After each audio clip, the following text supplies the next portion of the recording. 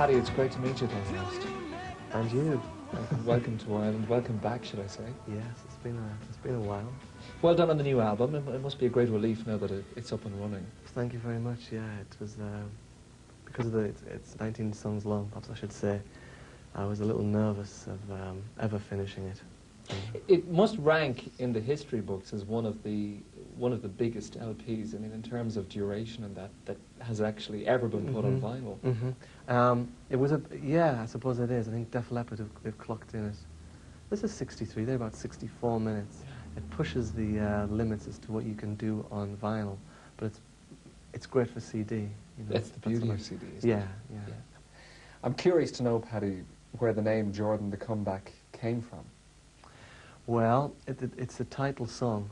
It's an actual track on the record, and it's a song about Elvis Presley. And it starts from the premise that he's still alive, not in some sort of gimmicky cash-in way on the stories about him being alive, but I wanted to write a song about trying to be compassionate to someone who lived a life that maybe wasn't exactly what they'd expected. And rather than to write it just about, in a typical songwriter's way of, I think this or I feel compassion for someone, I wanted to use Presley as the subject. And I have him living on the top floor of a hotel in Las Vegas. And he's waiting for the right song to come on before he makes his comeback.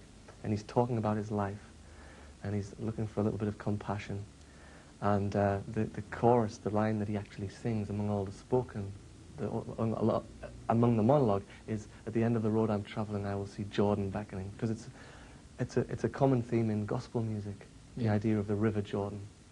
So it'll obviously appeal to people who claim they've seen Elvis. I probably will, yes. I mean, and they should see a doctor pretty soon. Which is probably what Elvis has come back as. Which probably, that's right, yeah, we never know.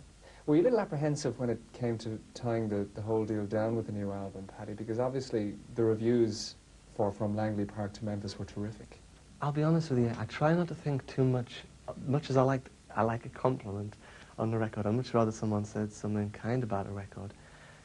It doesn't help you write the next one. And you must remember that a review is one person's opinion. And you can't put too much store by it. So it's a thrill for the day that it's kind, or it bothers you for the 10 minutes that you thought, oh, he hates us, he hates us. And then you leave it alone. And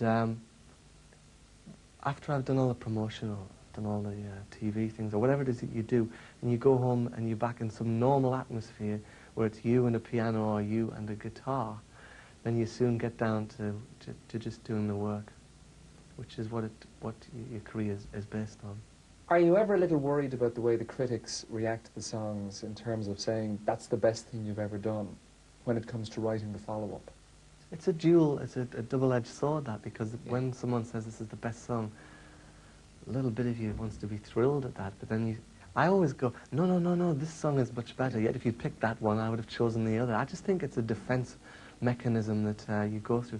And yes, it does worry me that if someone says this is the best you can do, it's like they've seen a door closing on you that maybe you hadn't seen, and yet a day has to come where you have written your best things, if you're honest about it.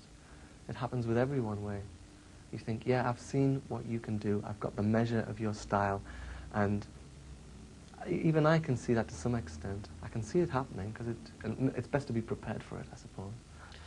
Are you one of these singer-songwriters, Paddy, who turns around and says, oh God, no, they're not going to release that track as a single.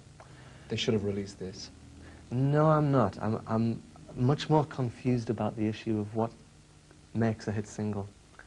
And especially in the world today, where a lot of singles are, I think it's fair to say that you can hear from somebody for one record and then they're gone, even more so than in the past. And it's always been a fickle business in that sense.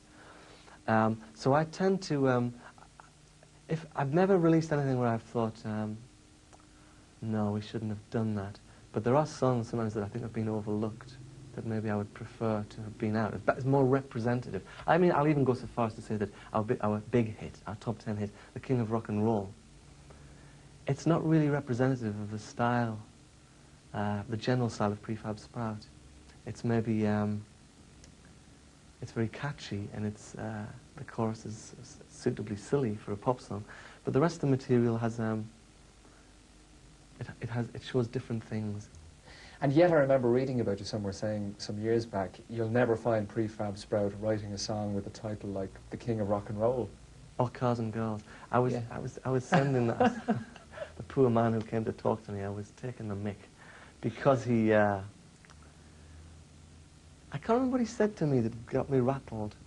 And I'd written those songs already, and he wasn't to know. Oh, you'd written it? Oh yeah, I'd written them. Right. It was at the time of Steve McQueen, and I'd written them. And we had our album, Steve McQueen, was out.